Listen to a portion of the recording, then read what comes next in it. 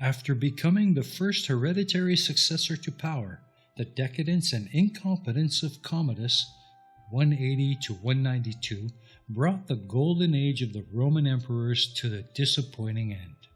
His death at the hands of his own ministers sparked another period of civil war, from which Lucius Septimus Severus 193 to 211 emerged victorious. During the 3rd century, Rome suffered from a cycle of near-constant conflict.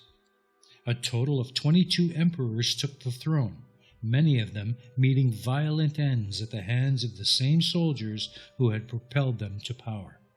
Meanwhile, threats from outside plagued the empire and depleted its riches, including continuing aggression from the Germans and Parthians in raids by the Goths over the Aegean Sea. The reign of Diocletian, 284 to 305, temporarily restored peace and prosperity in Rome, but at a high cost to the unity of the empire. Diocletian divided power into the so-called Tetrarchy, the rule of 4, sharing his title of Augustus, or Emperor, with Maximian. A pair of generals, Galerius and Constantius, were appointed as the assistants and chosen successors of Diocletian and Maximian. Diocletian and Galerius ruled the Eastern Roman Empire, while Maximian and Constantius took power in the West. The stability of this system suffered greatly after Diocletian and Maximian retired from office. Constantine, the son of Constantius, emerged from the ensuing power struggles as sole emperor of a reunified Rome in 324. He moved the Roman capital to the Greek city of Byzantium, which he renamed Constantinople. At the Council of Nicaea in 325, Constantine made Christianity, once an obscure Jewish sect, Rome's official religion. Roman unity under Constantine proved illusory, and 30 years after his death, the Eastern and Western empires were again divided. Despite its continuing battle against Persian forces, the Eastern Roman Empire, later known as the Byzantine Empire, would remain largely intact for the centuries to come. An entirely different story played out in the West, where the empire was racked by internal conflict as well as threats from abroad, particularly from the Germanic tribes now established within the empire's frontiers like the Vandals. Their sack of Rome originated the phrase vandalism, and was steadily losing money due to constant warfare. The crisis of the 3rd century imposed increasing military demands on the imperial purse, from which the Roman Empire never quite recovered. But military spending was not the only strain on the empire, and lesser magistrates found the obligatory Roman games that were still very popular increasingly unrewarding. Still, emperors continued to subsidize the games as a matter of an undiminished public interest.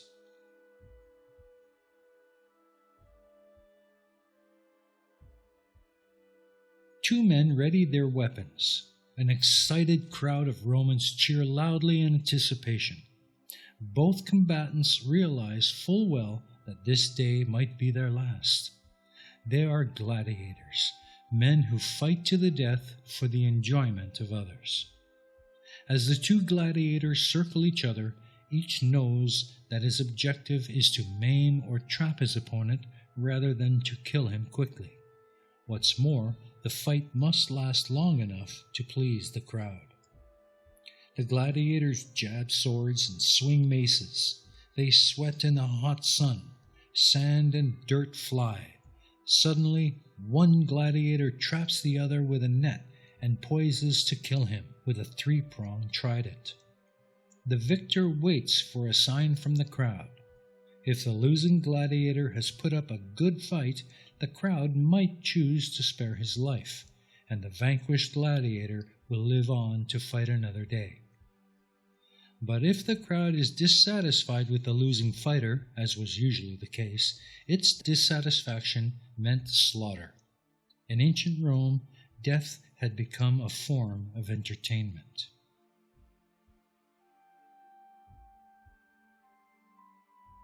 The Etruscans of northern Italy originally held public games, or ludi, which featured such events as gladiator battles and chariot races, as a sacrifice to the gods. The Romans continued the practice, holding games roughly 10 to 12 times in an average year. Paid for by the emperor, the games were used to keep the poor and unemployed entertained and occupied. The emperor hoped to distract the poor from their poverty in the hopes that they would not revolt. Over time, the games became more spectacular and elaborate as emperors felt compelled to outdo the previous year's competitions. The games involved more participants, occurred more frequently, and became more expensive and more outlandish.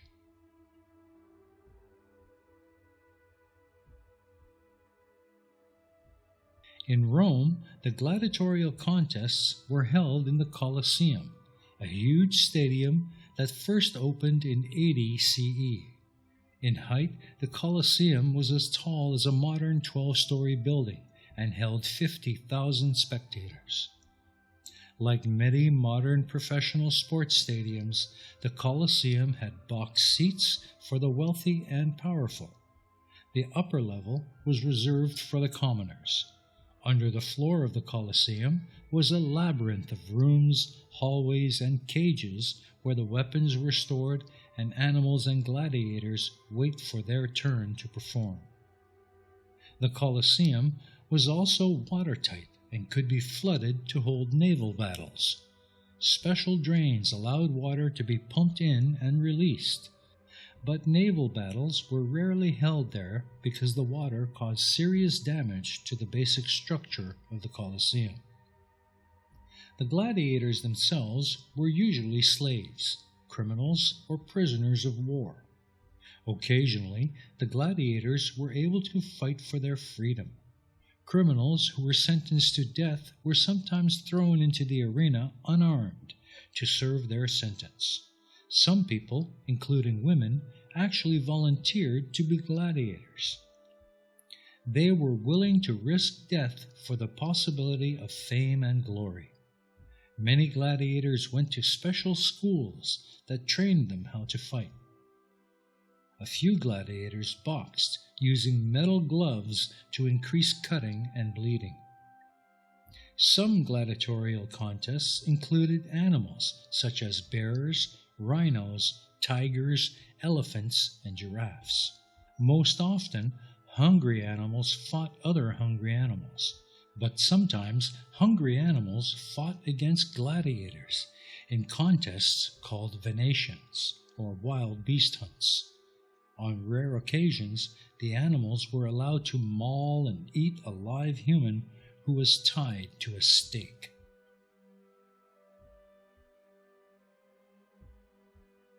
Romans also loved chariot races, which were held on special racetracks called circuses.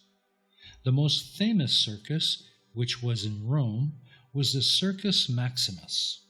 In chariot races, 2 or 4 horse chariots ran 7 laps, totaling anywhere from 3 to 5 miles. Roman games also included other types of equestrian events. Some races with horses and riders resembled today's thoroughbred horse racing. In one type of race, riders began the competition on horseback, but later dismounted and ran on foot to the finish. As the Roman Empire started its decline, the author Juvenal 55 to 127 CE noted, "The people are only anxious for 2 things, bread and circuses." Rome eventually collapsed under the weight of its own bloated empire, losing its provinces one by one. Britain around 410, Spain and northern Africa by 430, Attila and his brutal Huns invaded Gaul and Italy around 450, further shaking the foundations of the empire. In September 476, a Germanic prince named Odovacar won control of the Roman army in Italy. After deposing the last Western emperor, Romulus Augustus, Odovacar's troops proclaimed him King of Italy, bringing an ignoble end to the long, tumultuous history of ancient Rome.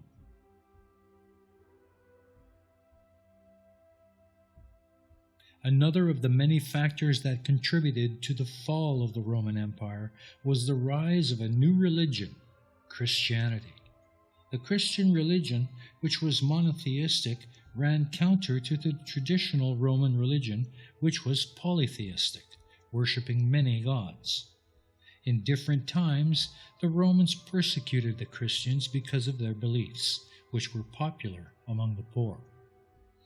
In 313 CE, Roman Emperor Constantine the Great ended all persecution and declared toleration for Christianity. Later that century, Christianity became the official state religion of the empire. This drastic change in policy spread its relatively new religion to every corner of the empire. By approving Christianity, the Roman state directly undermined its religious traditions. Finally, by this time, Romans considered their emperor a god.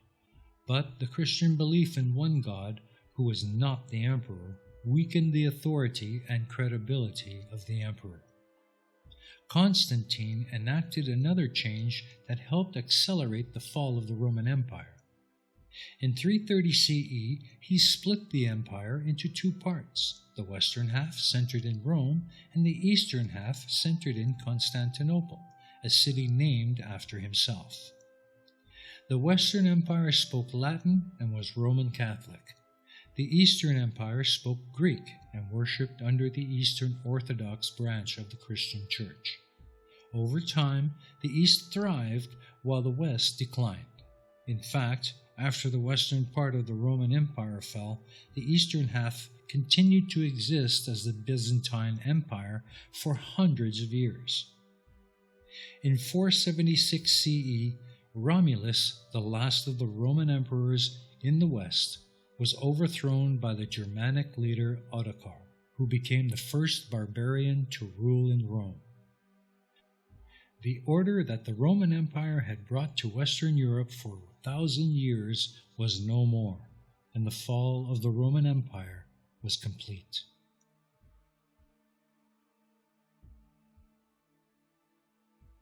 The legacy of the Roman Empire has been varied and significant, comparable to that of other hegemonic polities of world history, such as the Persian Empire, ancient Egypt, or Imperial China. The legacy of the Roman Empire itself, built upon the legacy of other cultures, has had a long-lasting influence with broad geographical reach on a great range of cultural aspects, including state institutions, law, cultural values, religious beliefs, technological advances, engineering, and language. This legacy survived the demise of the empire itself and went on to shape other civilizations, a process which continues to this day.